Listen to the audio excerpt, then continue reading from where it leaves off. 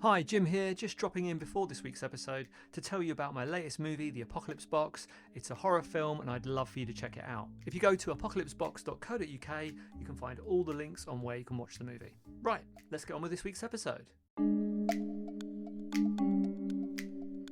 Hi, Jim here, and you're listening to the Honest Filmmaker podcast, career advice from people in the business. With AFM having recently wrapped up in Las Vegas, I thought it'd be great to speak to two filmmakers who went, so I spoke to Henry Winnik and Lucas Rios. Henry's an experienced filmmaker, having been location manager on big films like The Wrestler and Insidious, The Red Door. Henry went over to AFM with his production company to look for finance for his feature film A Blaze in the Brooklyn Sky. And Lucas took over his feature film Till Death Do Us Part, and he was looking to talk to sales agents and distributors. I spoke to both filmmakers about why they went to AFM. I got their experience of the market, their tips for people going for the first time, and we also talked a bit about their individual projects and what their hopes are for the future. First up, here's my chat with director Henry Winnik. So the reason we're chatting is because you've recently been to AFM. So why did you go? What was your impetus to go to AFM? What was your main objective? So our main objective is that for this film, we were looking for anything to bridge the gap to what we have raised to what we need to get to really make this a reality. So we're looking like foreign sales, co-production opportunities, stuff of that ilk, and just networking in general. And I will say, looking back at it, I had a lot of fantastic meetings that I think, knock on wood, will flower into something very beautiful and something very much needed. So yeah, it was a very good time. I'm very happy to have gone, honestly. And had you been before? Was this your first time? This was my first time, and main reason for that, because I had looked into it for last year and the year before. I didn't want to go until I felt comfortable that we had something to bring. And I think that was something very important to me. I think it was also the smart move at the end of the day. Because at the end of the day, you're paying for the ticket. It's an expensive ticket, flights, hotels, all this stuff. And if I had gone before, I would have networked. I'm sure I could have, talked to some people, whatever. But no one would take me seriously. I'm a first-time feature director. Like all the shorts, the awards, screenplays, whatever means nothing at the end of the day. So at least this time I'm coming with them with a film that is partially funded, has a cast, like the number 1 through 3 on the call sheet are cast with decent, bona fide actors. And we have our pitch deck, our poster art, our proof of concept, comparable film analysis, return of investment, and all this stuff where I felt comfortable going to these meetings being like, this is all we have, this is what we have, and them to be like, oh, okay, this is something like stable. Yeah. Where if I went before, it really wouldn't have gone anywhere, and I think those meetings I would have taken would have meant nothing. Yeah, no, I agree.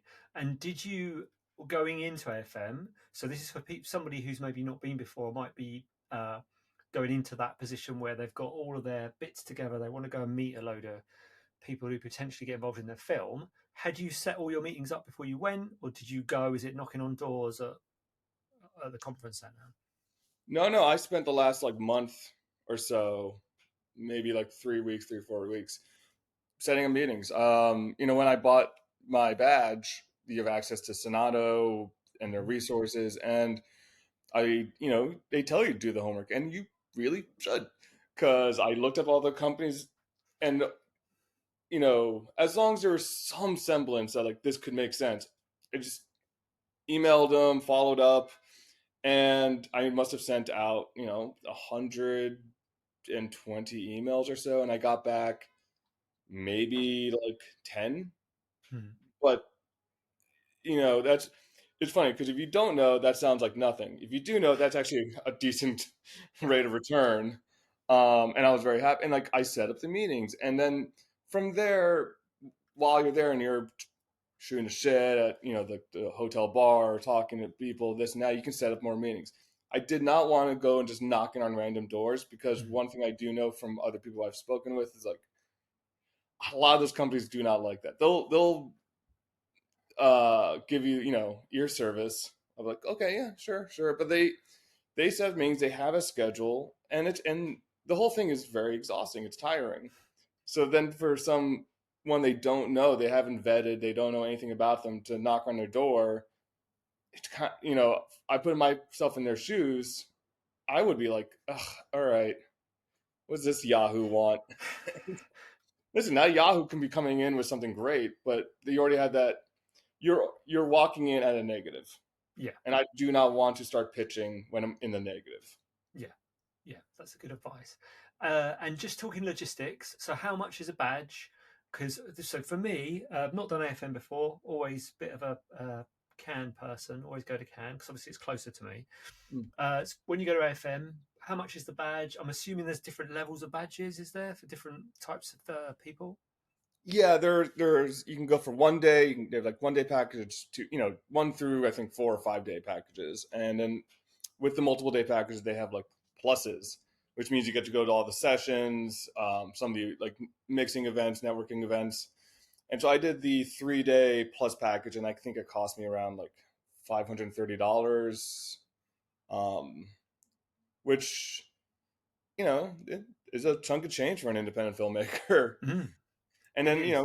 again, couple that with the airfare from Brooklyn to Las Vegas. I was able to get a deal, but it's still like it all raises. So I'd say between the badges, airfare, and hotel, I probably paid around like $1,000. Mm. And do you think are those the mixers where you're networking, the official AFM ones, are they worth attending? Were they? Did you get value out of those? Do you think? Yeah, no, absolutely. I really became friends with this other production company from New York, and they have a like $6 million feature that they're almost like they're way closer than I am. But with them, they also introduced me to other companies. Like, hey, you should talk to XYZ. Actually, that's a company. I meant Yeah, talk not to them. Go Blow over here, Yeah. and they're really good. They might actually dig what you're making. Talk to Alan, Mm. whatever. So stuff like that happened. Um, and it was definitely worthwhile, because again, the nature of these markets is you gotta schmooze, and you always gotta be Arn. You never know. I know, like, Arn Sunday, which technically AFM ended Saturday, but I had a meeting on Sunday with a company I was very excited for. It was my last thing in the morning, and I'm checking out at the hotel before I go to the meeting, and this other guy who's wearing the badge is checking out, and so I was like, "Hey man, do you have a good AFM?" And he's yeah, we had some good stuff. Like, oh, me too. And we started chatting a little bit as we're checking out the hotel. And I go, I have one more meeting left. He asked me who it was. I said, he's like, oh, that's really cool. Listen, man, after you do that, I'm with, blankety blank films. I don't want to mention names. Uh, Come down to our suite, let's chat. And so now I have 2 meetings. Mm. Um, and I wasn't fishing. I wasn't looking for it, but you have to be open to it. Yeah, absolutely. And it's weird how those are the best. That's the best way into networking, isn't it? Asking someone a question about how we used to do it all the time. Be like, "Oh, how's your festival going?" And then you're in. You're not like trying to look at someone's badge and see if they're important enough for you to talk to. You're just kind of chill, having a nice chat with someone. Um, so logistics wise, because it's sometimes it's in Las Vegas, sometimes it's somewhere else. Is that right? It sort of moves all over the place, does it? This is the first year I was in Vegas. I think it's always been like I think San Diego Mm. where it's been. They moved to Vegas, which I think they have a contract with the hotel that they're going to be there for the next couple of years. Right. So logistically, they were at the Palms Hotel. I stayed at the Gold Coast Hotel, which is right across the street. It was literally less than a 5 minute walk for me, and a lot of Mm. people stayed there too. So you saw a bunch of people with our red badges. Yeah, I bet. And is it set up the same way as Cannes? Is there like a conference centery bit with little booths, or is it all hotel rooms? Um, well, I think from the previous years it was more of a conference, like a more of a conference center type of vibe. Hmm. With this, it were all hotel rooms except for like small conference centers that certain production companies had. But for the most part, I would say 80% of the meetings you would take were in these hotel rooms, which I'll say this: anyone who's planning to go next year to Vegas, do it. But if you have a meeting at 11, be ready at 10:45 at least, because the lines to get to those elevators became exorbitant. And that became a thing. It became an issue. Like even there's even like a Variety article about it, which I have an old assistant director friend who he's big in New York, and he's like, Henry, there's no such thing as bad weather, just bad prep. And that's something I always take to heart. Where like, yeah, there's no reason if you know an event, if you prep for it, there's no reason to be late. Just get there early. Yeah. I've seen the pictures actually of those queues. They look pretty bad. And looking at, I'm sure you probably, as you walk around, you're seeing posters of movies and things that happen. Is there anything I always enjoy in Cannes, looking at some of the ridiculous things that are coming out? Was there a sort of vibe? Was there anything you saw you were like, oh, okay, there's lots of this type of film coming? They had a big thing for a lot of like religious based films. And I mean, there was a lot of horror genre films. We're doing a genre film too, so that's a welcome sign. But yeah, mostly I think there's a lot of like people leaving like pamphlets everywhere, and there weren't like posters so much as like people leaving swag of business cards, small like index card size posters and stuff like that all around. Yeah. Okay. So your tips, I'm guessing, are obviously you want to book your meetings in advance, which sounds like good advice because that's what we do for Cannes. Would you say it's worth, if you can only afford it for a day, is it worth going for a day, or do you need to commit to the pass so that you can go to those parties? I mean, if you can do the multiple day, but if you can only afford the one day, at least is something. As long as you stack it up, plan it out in advance so that you have a bunch of meetings to make it worth your while. Because if you're only going there for one day and hoping to meet someone and schmoozing, it's like you're setting yourself up to fail. Like it could be successful, but like why mitigate the risk? Yeah. So I watched your proof of concept thing, which looks really cool. Had they all watched it before you got in that meeting room, or were you watching it with them? So no. Oh, I sent, the meetings I sent, I had sent my package of proof of concept, script, pitch deck, character bios, all that stuff. I don't think any of them really did. I mean, it might have breezed through the pitch, but that's about it.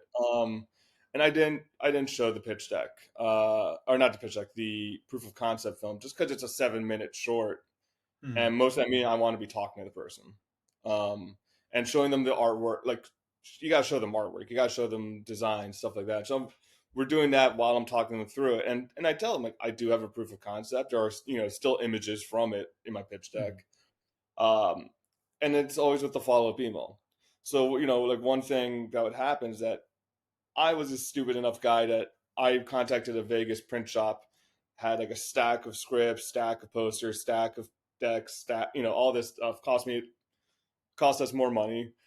And barely anyone wanted to take it because they're flying out. They don't want to put more stuff in their suitcase. But they all said like, yeah, thank you for actually having, because I would bring it out of my bag, my messenger bag. Like I have this, and I would always say, but I know you might not want to take it with you. I have digital copies, and they're like, that's fantastic that you have it here. But yes, please send it to us digitally, and that's where I'll send the proof of concept, because now they know me. Now they know what I'm doing. Now they're vested into actually watching it with a real critical eye. Yeah, absolutely agree. And myself, the first couple of years we went to Cannes, we actually, so long ago, we took VHS trailers with us, a massive bag of VHS, and I think we might have dumped half of them on the way home because no one wanted to take them. Once they've watched it, they don't need to keep hold of a 3-minute VHS. So that was quite disheartening. But yeah, having those digital assets is super important. And do you think, so you spent money on this proof of concept where you've shot 7 minutes. Do you think that's paid dividends for you to do that? Do you think that's kind of going to pave the way for the film. No, I think absolutely. Like I said, this is I'm a first time feature filmmaker. So having that 7 minutes, you know, it's a proof of concept of the concept itself, but it's a proof of our own production company's skill to make this thing. Mm. So it's an investment that I think will alleviate a lot of investors and production companies like qualms with us. Um, and I don't regret making it at all. I'm very proud of how it came out, despite the fact that like any filmmaker, when the first rough cut you see, you fall into a deep despair cycle, and you're on the literally I'm on the floor just looking up at the ceiling, going, "What did I do? I don't know what I'm doing. Oh God!" And then my wife's watching, who is not in film at all, and she's like, "No, this looks good. This looks professional. This looks ready to Mm. go." Yeah. I'm like, "No, it's not. You don't get it." And it does take a while to get it from that first viewing to polished enough to want to show it to professionals. Definitely. One thing I didn't ask you earlier about your badge, was there any, because with Cannes you have to sort of prove you're a filmmaker, was there any evidence you had to supply, or do you literally go on and buy it? He's actually just went on by it. Ah, right, Um, okay. and I will say there are a lot of people had those badges who I talked to at on the floor, like, "Oh, I mean, bless your heart, but you're not there yet." Yeah, you've just bought a badge. You've just bought the Yeah. badge. Give me the. You talked about some of the good things that happen while you're there. What's the worst thing about AFM? Um, I mean the worst thing, besides just like the exhaustion of it, Mm. it's the idea that I equated, like, if I was a video game character, my charisma meter just beep beep beep beep beep went all the way down at the end of every day, and I was so fried and mentally exhausted. Um, is also like knowing that there are a lot of sharks. Mm. Um, I had a meeting with one guy. It was whatever. He wasn't someone that wasn't a meeting that I was like really looking forward to, but I was like, hey, you never know. And I met with him, and in the first 5 seconds, I'm like, oh, you're that guy. Mm. And he talked my ear off, all that stuff, all the while knowing you're you're gonna try to charge me 20 grand for services that will never go anywhere. And there are a lot of people. I'm looking around this room, and there are a lot of people that are going to take that bait, and Mm. that's something to look out for. There are sharks in that water. Yeah, definitely, definitely. And then last one, I guess, would be when we go to Cannes, loads of parties, and it's a bit of a game trying to find out where they are and how to get into them. Because it's in that one conference center, is it very much hotel bar? Maybe some of these places have receptions. And are you the sort of person who, because you know the value maybe of networking at those events, are you trying to get into them, or is it how's it work? Yeah, no. I mean, the couple parties I went to, I got them because I was talking to someone at like the hotel bar, Mm. where like some meetings actually took place. But they're like, oh, we're going to this company's hosting something. You should come along. Here's the invite. And then I meet someone there and like, oh, you should come to this one tomorrow. And it's part of the networking thing. Um, it's weird because it's Vegas. There wasn't that one big conference center. You have to go to those things. Mm. It's part of the industry. It's a social industry. Um, it's one thing I read like on Reddit. People are like, I'm an introvert. How do I break? I'm like, I'm sorry, man. You're gonna really have to put yourself outside the comfort zone for this. It's part of how this industry functions. Mm. Yeah, definitely. And that is a tough one because a lot of creative people can be introverted because you spend a lot of time in your own head, and going to this sort of thing can be quite intimidating because you don't know who you're talking to when you go up to somebody. You don't know if they're important, or like you say, if they're just trying to fleece people, or if they're all talk and they're not actually making a film. They just want to be hanging around with people who do. Okay. And is there anything else before I move on from AFM? Is there anything else you think a first timer should know about it? One thing I would recommend, and it just from my own experience of something I got very positive feedback. So the film I'm doing is there's a big like heavy metal punk rock theme that goes through it. It's a revenge thriller that delves into that world. So what I did, I made guitar picks that had our production company on one side with the website. On the other side was the title font, which is all black metal, cool looking thing. And I had 100 or so guitar picks, and I'm tossing them out to people, and people was like, "This is a really cool thing." Um, Making swag for your film and your project that isn't typical would help you stand out. Like if you're just having T-shirts or hats, a lot of people do that, and also you want something that is easily transportable, so it doesn't immediately go in the garbage. It will live in their pocket, and then maybe this week when they are home, they reach inside like, oh, I forgot these guys. Yeah, I remember these guys. Let me check them out. You never know, but at least that also gives you a good impression. So getting some type of swag that's on brand to your project that will set you apart will help leave a lasting impression, and that's what you want. You want people to remember you. That's really good advice. And we did it one year. We made a horror film, and in the horror film, it's like women trapped in a underground place, and there's like an alien in it, all sorts. But we'd done sort of gauze with blood spattered all over it, little pouches with the DVDs in. And you just see when people get it, they're like, oh, they're waiting to show someone else, and it gives them a bit more of a bit of a sizzle. And we've done little suitcases before, so yeah, couldn't agree more. That kind of unique way of presenting your film and having people being able to remember it and share it is brilliant. Really good, really good. And now here's my chat with Lucas Rios. So I've seen on your IMDb that you've made a bunch of shorts. Am I right in saying the feature you've just made is your debut feature? Is that right? Yeah. Yeah. And so I don't mangle trying to pronounce it. Can you tell me the actual title and the translated title, please? Okay, so it's Hasta que la muerte nos separe. That's in Spanish, and it's the direct translation of "Till death do us part." Yeah. You know, when it's like the marriage and the one who's like marrying them, he says that phrase. Yeah.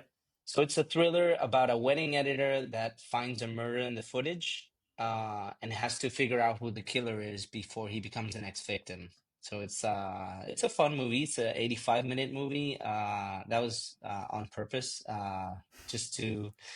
I figured it was a cool snack when you're like looking at something to watch and looking for something to watch, and 85 minutes thriller, mystery, comedy. I thought it was a good mixture of to make for a good product. Yeah. Well, I've seen the trailer. It looks great, and I'll put a link in it if I can on the description if I'm allowed to. Is it allowed to be released? Yeah, the trailer? sure. Yeah. Perfect. We're actually premiering in I think less than 2 weeks on Mar del Plata Film Festival. That's a festival here in Argentina, but it's the only. I just found out it's the only 8-year festival in all of Latin America. So that was like, okay. Okay, that's good. And so also you went to AFM this year, and was that your first time going to AFM? Yes. Yeah. And what was going into it? What was your main goals? So, as this is my first feature, I'm kind of taking everything as a part of, as like a film school. Even though I did, the film school I told you about, the best way to learn is just by doing. And I thought to myself, like as a director, it's good to know all the areas that get involved in production, especially when it comes to, getting to know the market, getting to sell the film, making something that'll catch captivate people's imagination. And as I told you, I really want to focus on making films that people want to see, because I really want to say stuff, and I really want to get to all the people I can. So at first you kind of think, oh, but you're selling out, or you're like losing your auteur side. But in time you kind of figure out that if you want to have a healthy career in filmmaking, you really have to understand that it's people who put money into it are going to see it as a product. And if they're going to see that if they give you $5, you're going to have to give back 10 or something like that. So Mm. you really, if you want to have a healthy career, you have to understand that, and to I don't think that looking at the market and making something based out of what you saw is a good idea, because by the time you start writing and develop it and shoot it and everything, it'll be too late because the market's moved to something else. But it's good to see what people react to and what people are maybe yearning for, and understand the business side of things. I Mm. think it's wise, for me at least, as a director. And I also, this is my first feature, and the way I did it is I put all the money up myself. Like I borrowed a lot of money. I'm like in a lot of debt, but I found out that, like, to break the cycle of not doing anything, I just needed to stop waiting for the perfect circumstances and just, throw myself onto it. Uh, a good thing that happened to me that kind of like made me click is that I found out I was going to be a dad. So I'm actually, he's Oh, asleep you're right in now. So charge. if Yeah, he nice. wakes, that's why I told you 1 p.m., because I had to go pick him up, Right, right. and my wife is off to work, so we kind of take turns. Mm. But yeah, when I found out I was going to be a dad, I was like, I'm not gonna be the dad who didn't try, you know? Mm. Mm. So because I've been wanting to do this since, like, I was like 5, 6 years old, and I'm 35 now, so I'm like, what happened in between? And you realize that you're always, blaming other people, blaming circumstances. And when I found out I was gonna be a dad, I'm like, I'm gonna have much less time, and it's gonna be a lot more valuable. What am I gonna do with it? And for me, filmmaking is non-negotiable. So I was like, I need to just jump on it and bet on myself. Yeah. um so yeah, I don't know if I answered your question or I That's all veered right. No, off. that was interesting. I mean, what I take from that is, so you self-finance your first feature, which I know a lot of people have to do. And I'd say if you're in a position where you want to learn everything about the process, making a feature film is the way to go. And unfortunately, if you've got to spend your own money, they say never spend your own money, but if you want Yeah, to do that, I've done yeah, it. You've got to do it. So I wholeheartedly support that. And I think from what I gathered there, you're going to AFM because you want to understand the business side of sales, distribution, all that kind of yeah. stuff. So you were you talking, yeah. yeah, you're talking about like seeing what's out there. Was there anything when you went? Was there a theme to AFM? Were there certain films that seemed to be everywhere, or did you notice anything like that? What I did notice, and it kind of like it made me feel good about what I was doing, because a lot of, the process right now is you're doing something that takes a lot of time, a lot of money, a lot of effort, a lot of, sacrifice. And you wonder if it's gonna pay off. Mm, And when I got to the market, you realize that a lot of people go there, like 70% of the films over there, they're like looking for money, like to finance the film, right? mm, 30% already have the film made or in process, like in post-production and stuff like that. And of that 30%, only like 20% are like of, acceptable. I wouldn't say acceptable, but there's a lot of competition out there. So the mm, quality has to be like I don't mean like, oh, on top, but it has to be something that when you watch it, you're like, oh, okay, this is not a student film. mm, So I'm very happy with the quality of my film, especially for the money I made it. And it was nice to see that I was like, I had a good product. So the reaction I got from, the poster and the trailer and the pitch and stuff like that, it was really good. And you realize that there, it's what I said earlier, there are like trends going mm, around, and they're like, okay, they're looking for family films right now. Okay, they're looking for horror films right now. And what gets people like really invested in they that you feel they react to it is when you do something. I don't mean original, because my idea is like kind of blow up in the style of Edgar Wright, but it's it's something that maybe wasn't made before in that kind of like mixture, and people reacted to it really like with a lot of energy. And so that was like, okay, so this probably will pay off. Yeah. So Well, that's good to know. it was good. Yeah. Yeah. And you talked there about, so you had a trailer, you had like a, I guess, a book with a poster and that kind of stuff. If you were to go again now, what would be your advice to like a filmmaker going on their first time? Oh, I actually wrote that down. That was like my wife's idea. Like on the plane, on the way back, just sit down and write what should I have done, what shouldn't I have done.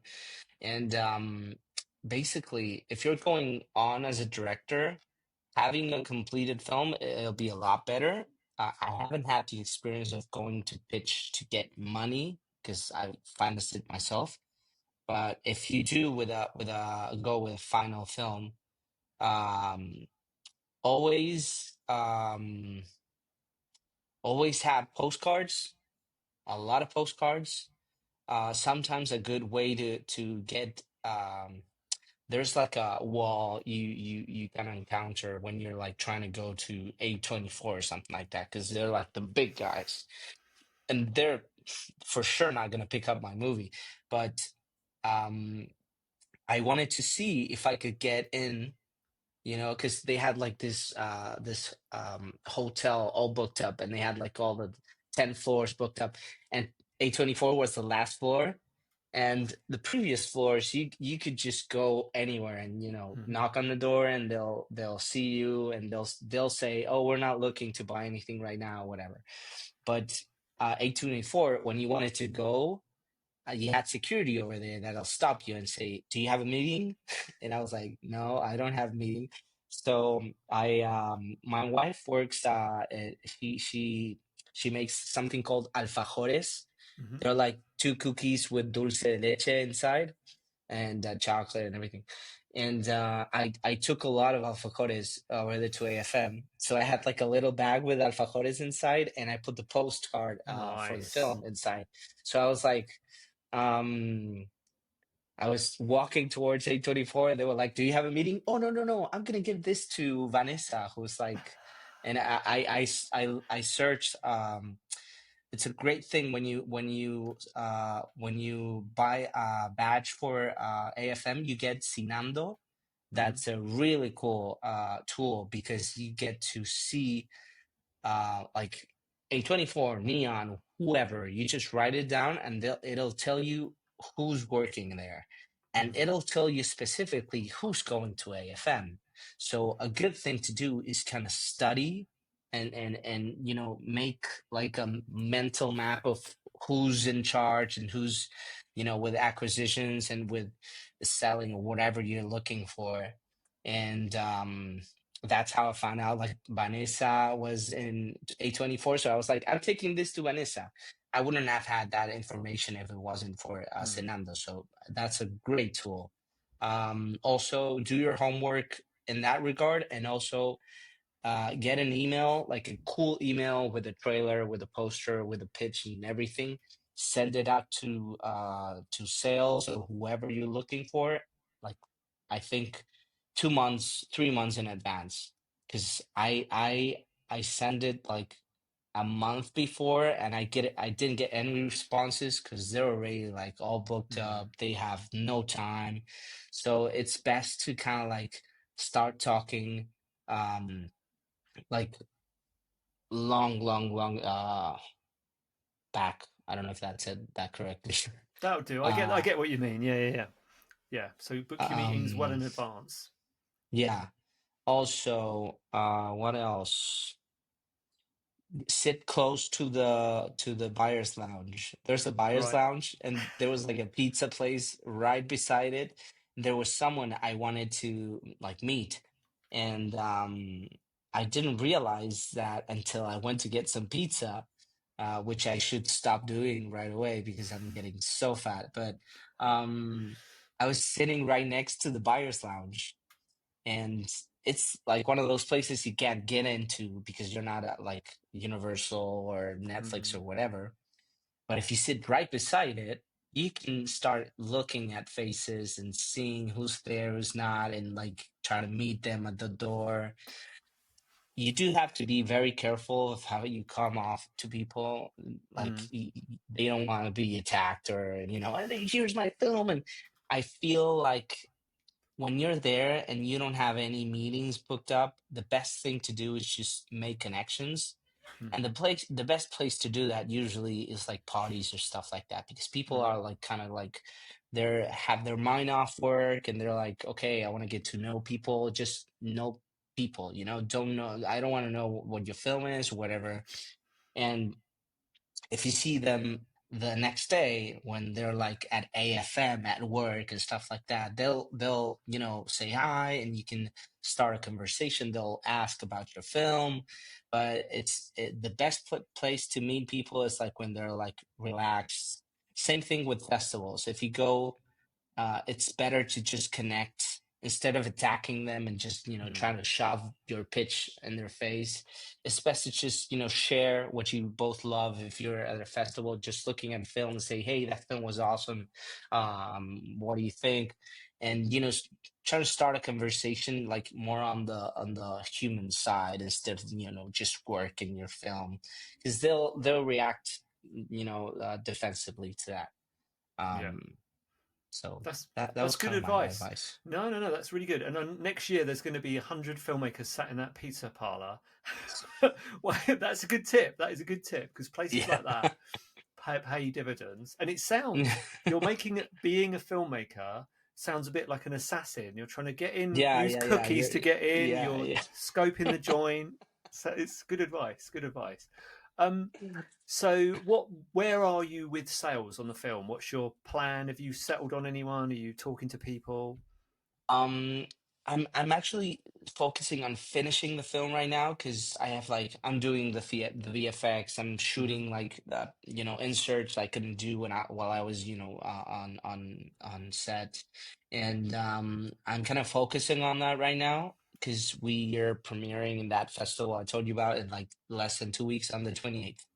That's like 2 weeks from now. Yeah, 2 weeks from now. Um, so I'm focusing on that, and as soon as I have the movie finished, I have a lot of people. Like I gathered a lot of contacts that I can send the movie to. Hmm. They're kind of some of them are waiting. Some of them I have to like hey, I don't know if you remember me. This is blah blah blah. But that's something like the market for me was like getting to know people and getting myself out there, and just when I have the movie like totally finished and I already, most of them I showed the trailer to and they were like, oh, this is interesting, I want to watch this. um but I don't want to make them wait too long, but I Mm. do want to finish the film and send them off finished because it's going to make a lot of difference. um but yeah, actually, I'm just waiting for the festival to see what happens. I think that I have a lot of people that that kind of came to me and they were like, "Hey, your film is really good. I'm thinking of, are you interested of talking to Disney or and stuff like that?" But it's like the first time I'm doing the walk, so I don't know what's gonna happen. But as soon Yeah. as I have the film finished, I don't know if it'll be they'll come to me first or I'll come to them. But that's when I'm gonna start, actually looking for, to sign something. Mm. Yeah. Um, Well, but best of yeah, luck with that. That sounds good, and I look forward to watching the movie because I thought the trailer yeah, looks excellent. Looks like a lot of fun. Um, my last question was going to be about so yours is a foreign language film. Obviously, I've got no experience of selling a foreign language film. Do you think you're speaking to different people to me? And are there any barriers, or is it easier to get into different places if you've got? So it's in Spanish, is it the film? yeah, Yeah. So is it? How does that work with a foreign language? I'm saying it's a foreign language when it's your yeah, language. yeah, So. yeah, yeah, totally. Well, I've actually always wanted to just make films in English. Mm, But as I said before, I had to stop waiting for the circumstances, and making the film here in Spanish was like the right thing to do at the time. And an interesting thing right now is that people are kind of like breaking the barrier of having films with subtitles versus films in English. There are a lot. They have a bigger market now than they had like 5 years ago, but it's still a smaller market than what English is. So Mm. what some people recommend is like, dubbing the film, which I'm not very fond of. I'd Yeah. rather, reshoot the film in English.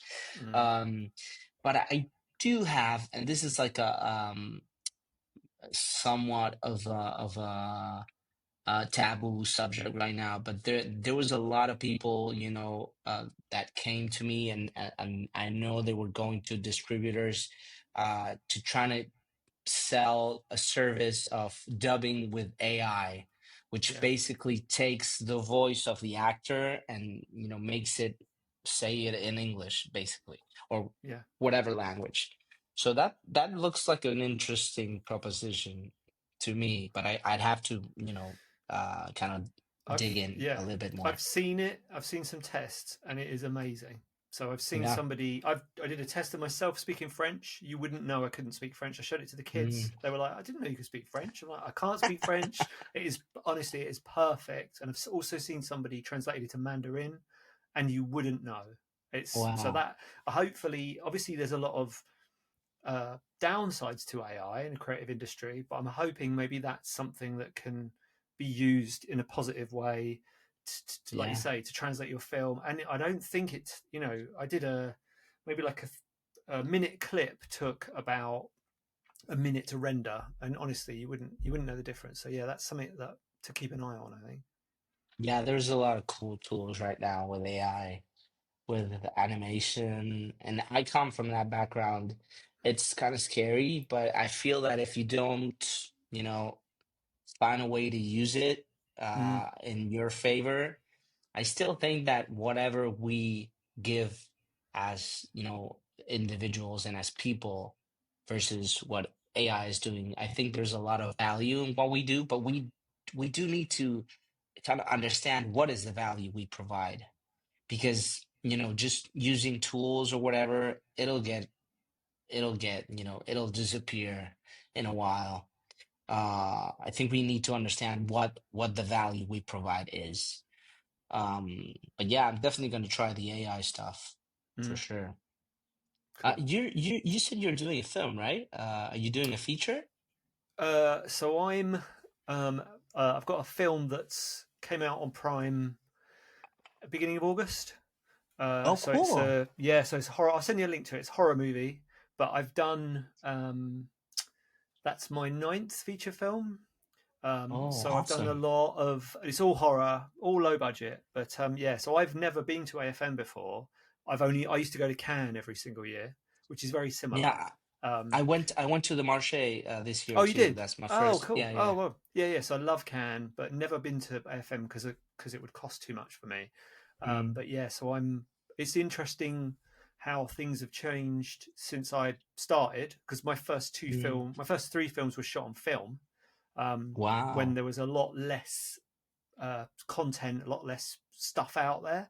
So Yeah. now it's changed massively. But I also agree completely with the subtitle thing. I think obviously someone like me who was a film student would easily watch a subtitled movie, but I do think it's becoming more of a mainstream Mm, acceptable. It's not such a big deal that you're watching something with subtitles. yeah. So I hope Yeah. Yeah. hope Yeah. that means your film gets a bigger, wider release. Yeah. Let's hope so. I am Cool. selling the remake rights too. So. Oh, there we go. Yeah, well, you know what? That was another episode we did on uh, an interview we did with somebody at Cannes, one of the sales agents, and they said that there's a lot of money in that is just selling Mm, the film to be made in a different language because it's kind of an existing property that they yeah. know works and that they can repackage and sell. So Definitely, there's money to be made. I hope you enjoyed that episode. If you'd like to hear from more industry professionals, how they got into the business and how you can do the same, or you just want to listen to some cool stories from movie sets around the world, then please do subscribe to the Honest Filmmaker podcast.